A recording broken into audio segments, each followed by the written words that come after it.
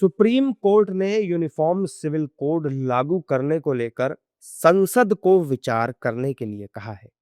सर्वोच्च अदालत ने 1937 के शरिया कानून के प्रावधानों को मुस्लिम महिलाओं के साथ भेदभावपूर्ण बताते हुए इसे निरस्त करने के अनुरोध वाली याचिका पर सुनवाई करते हुए ये बात कही है।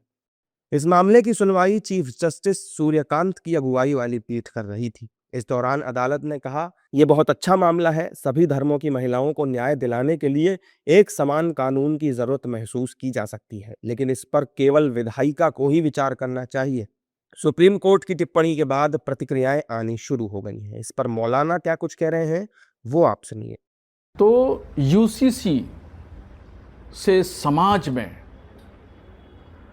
निफाक पैदा होगा और ये मुमकिन ही नहीं है कि एक कानून से सारे मज़हब के मानने वाले लोग बंध जाएं।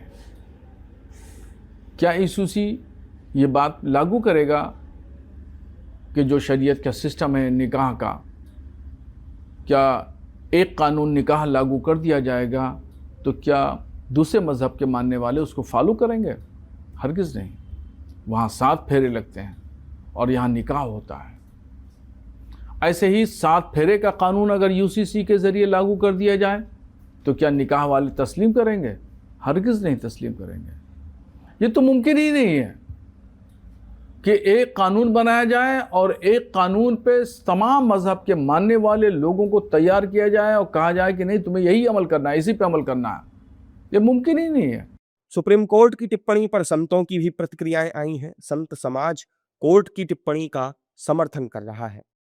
उनके बात का हम सभी साधु संत समर्थन करते हैं, क्योंकि भारत एक ऐसा देश है और एक देश के नाते सभी लोगों पर यह लागू होना चाहिए कानून, क्योंकि यूसीसी एक ऐसा कानून होगा जो हिंदू, मुस्लिम, सिख, ईसाई जितने भी लोग हैं उनके लिए कानून का पालन सबको पड़ेगा करना। यूसीसी कानून जब आएगा तभी एक राम राज के लिए बहुत बड़ा कदम है।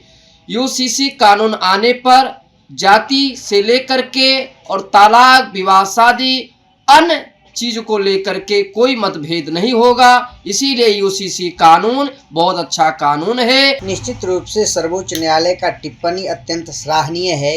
यूसीसी समान नागरिक का कानून यही एक देश के लिए समाधान है।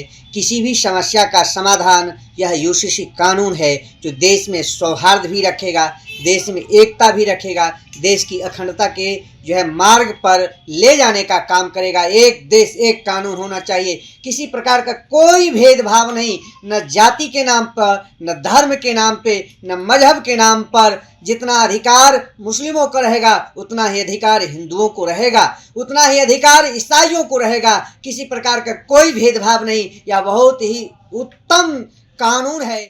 बहरहाल सुप्रीम कोर्ट का इशारा सरकार की तरफ था। अब इस पर सरकार क्या रुख अपनाती है, ये देखने वाली बात होगी। हालांकि मौलाना सुप्रीम कोर्ट की इस टिप्पणी को गलत करार दे रहे हैं।